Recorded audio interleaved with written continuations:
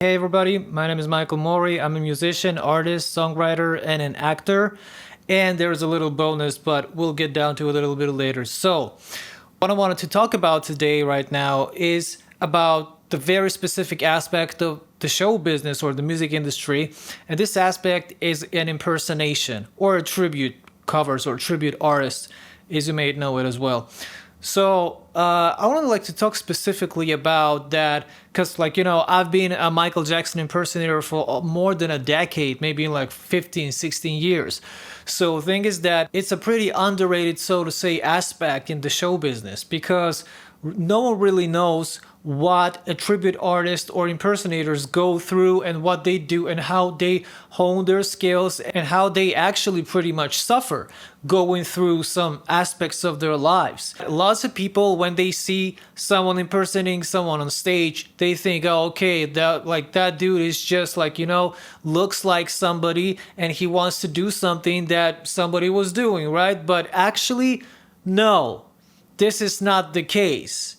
The case is that sometimes impersonating somebody might be even more hard and complicated than even when you do your own thing on your own project or even whatever you do, because at least in most cases, or at least should I say, you do a projection of your own self, which means that you decide how to move, you decide how to sing, you decide how to sound and how to look. But when it comes down to impersonation, it's a very specific aspect where you have to consider every little detail. So sometimes we really don't know what is behind the mask. Now, in my case, we didn't have a much chance to introduce ourselves to each other, but I'm Michael Mori and I'm a Michael Jackson impersonator. I've been impersonating Michael Jackson since I was a kid, since I was 9 actually. And just to get back a little bit to my personal life story, so to say, it actually started from tape when I was 9. It started from the point when I was given a Michael Jackson's Thrillers tape, and that pretty much was the beginning of my journey. And to have pretty much the fame as an impersonator, you really have to green that way to the certain point. Because as much as in every aspect, especially in the show business, there's a lot of competition. So there are actually a lot of things that happening behind the curtains of life of an impersonator or a tribute act. And no one would tell you that for a tribute artist to be able to build his show business nowadays, especially, they would have to almost like book their own shows, as lots of, let's say, tribute artist websites or like Gig Salad or any other websites, they don't work for them, especially now, and especially after COVID. And I know that for a lot of people, COVID took it toll.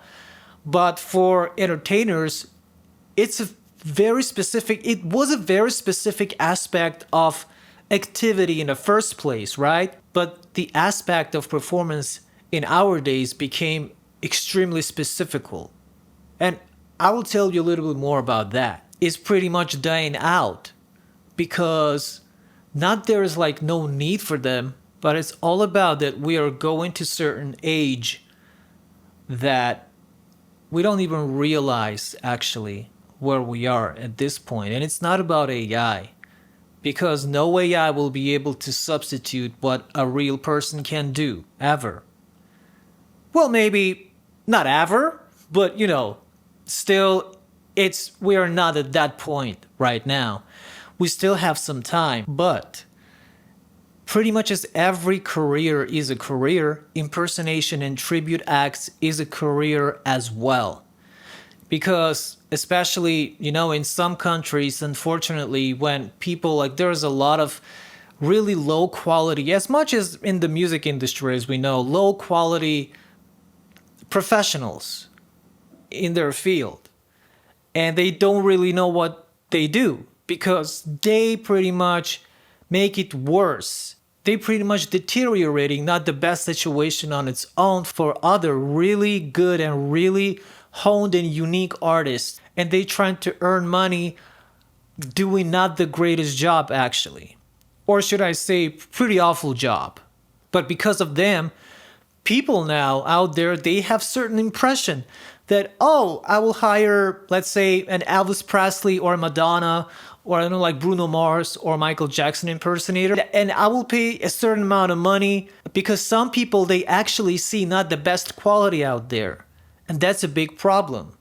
But aside of that, the other part is that they don't know what's going on in their personal lives. I personally know some of my colleagues and fellow artist impersonators who do surgeries, nose surgeries, lip surgeries, eye surgeries, and even hair transplantation. They do a lot of things to live someone's life. On one hand, it's pretty sad, but on the other hand, it's actually even worse because it's not even appreciated. So if you want to know more about impersonation and what I personally went through as MJ impersonator and what I'm doing and how I'm doing, and you want to know my routine, you're always welcome to ask. Maybe you have a little desire after watching this video to know more a little bit about this little world, which of course is just a little minuscule part of what actually I could tell you and maybe share with you some information. And of course, not only the tribute field or impersonation field, but just generally about what's really going on now in the industry and what artists have to go through to make it. Because a lot of people outside on YouTube, there are lots of talking heads that they won't tell you what actually is going on here. So stay tuned. You listen to Michael Mori.